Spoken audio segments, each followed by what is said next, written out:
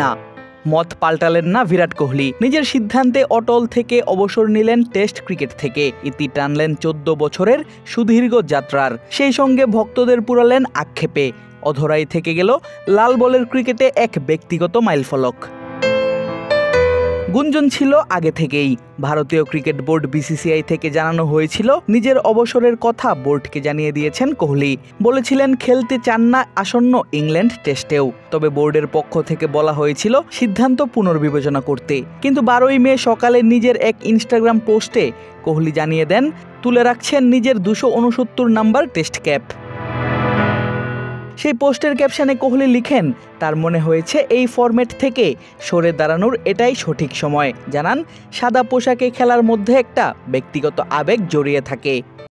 এই ফরম্যাট থেকে সরে দাঁড়ানো সহজ নয়, কিন্তু মনে হচ্ছে এটাই সঠিক সময়। আমি আমার সর্বোচ্চটা দিয়েছি, আর এই খেলা আমাকে ফিরিয়ে দিয়েছে তার চেয়েও অনেক বেশি।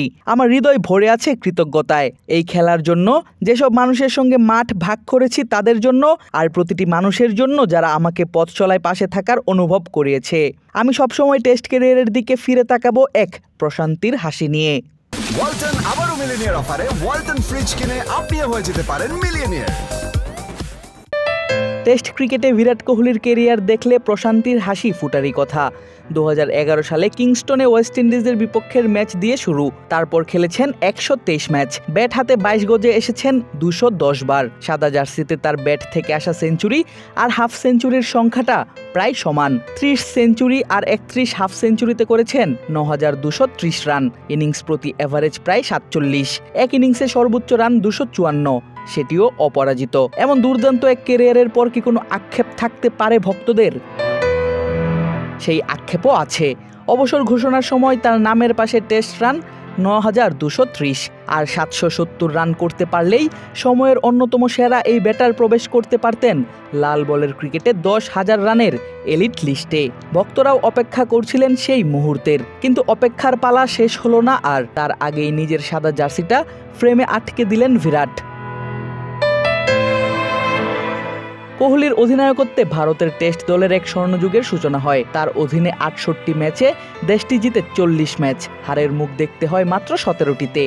আর এতেই তিনি হয়ে ওঠেন ভারতের সবচেয়ে সফল টেস্ট অধিনায়ক। পেছনে ফেলেন ধোনি ও সৌরভ গাঙ্গুলিকে। বিশ্বের সফলতম টেস্ট অধিনায়কদের তালিকায়ও তিনি চতুর্থ। কিন্তু তবুও তার কাছ থেকে ছিনিয়ে নেওয়া হয় টেস্টের অধিনায়কের দায়িত্ব। তখন থেকেই হয়তো অভিমান ভর করতে থাকে এই ব্যাটারের মনে।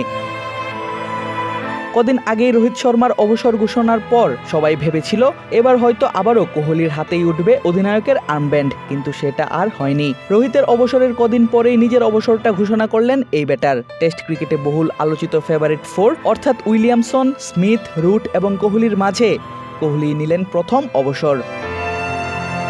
অবশ্য ব্যাট হাতে বেশ ভুগছিলেন এই ব্যাটার।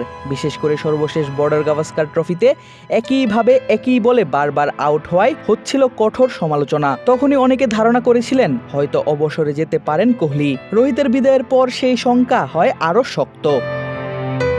রোহিত কোহলিদের ছাড়া ইংল্যান্ডের বিপক্ষে কেমন করবে ভারত? আপাতত সেদিকেই তাকিয়ে থাকবেন ভারতের ক্রিকেট ভক্তরা। আদিব আশরাফ, ক্রিক ফ্রেঞ্জি।